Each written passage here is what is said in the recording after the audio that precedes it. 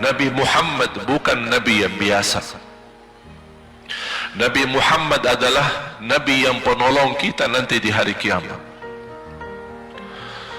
Seandainya kita masuk neraka Jahannam, masih ada harapan kita dapat syafaat Nabi Muhammad SAW.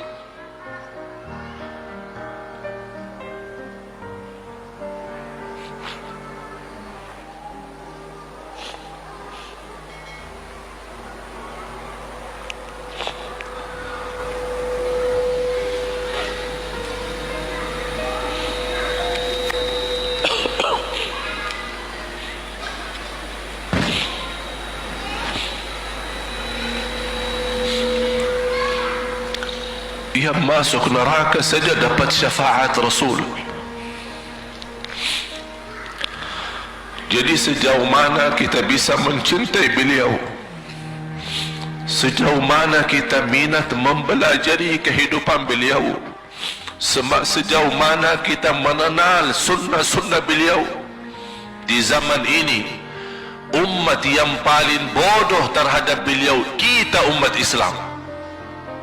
Kita umat Islam banyak hal yang tidak tahu tentang beliau, tidak tahu bagaimana perjuangan beliau, bagaimana doa beliau untuk kita, bagaimana kesedihan beliau kalau ada di antara kita yang kena musibah atau keburukan, apalagi masuk neraka. Siti Aisyah radhiyallahu anha,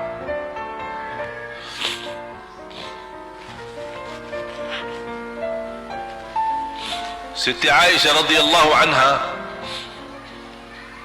pernah minta sama Rasul doa. Ya Rasulullah, tolong doakan saya. Rasul mendoakan, Allahumma ighfir li Aisyah ma taqaddama min dhanbiha wa ma ta'akhkhar, ma qaddamat wa ma akharat, wa ma asarrat wa ma a'lanat. Ya Allah, ampunilah dosa-dosa istriku Aisyah, dosa yang lama, dosa yang baru, dosa yang terang-terangan maupun dosa yang tersembunyi. Siti Aisyah menaminkan doa Nabi Muhammad dan menangis dan bangga dan senang. Saking senangnya, saking bahagianya, dia tertawa sambil Rasul melihat Siti Aisyah. Senang wahai Aisyah, apakah kamu senang dengan doaku? Kata Siti Aisyah, bagaimanakah aku tidak senang? Aku justru merasa bahagia dengan doamu untukku ya Rasulullah. Apa kata Rasul? Ketahuilah wahai Aisyah, ketahuilah doaku yang baru ini untukmu, itulah selalu doaku untuk umatku di setiap salat. Itu doa Nabi kita buat kita. Setiap beliau salat mendoakan kita, ya Allah, ampuni dosa umatku, dosa yang lama, dosa yang baru, dosa yang sembunyi, dosa yang terang-terangan. Setiap salat itu doa Nabi kita, Nabi Muhammad SAW untuk kita semua.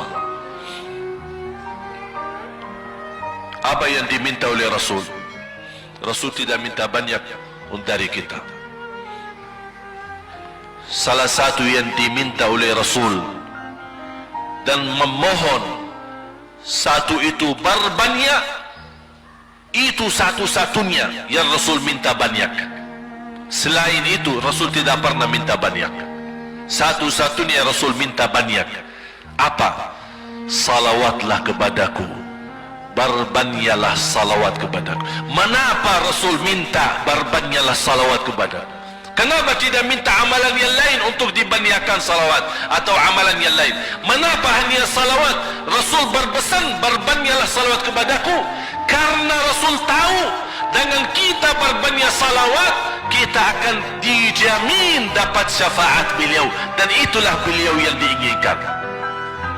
Bukan hanya dapat syafaat, bahkan Rasul sendiri bersabda, aqrabukum minni majlisan yaumal qiyamah, yang paling dekat kepadaku hari kiamat, yang paling banyak salawat kepadaku.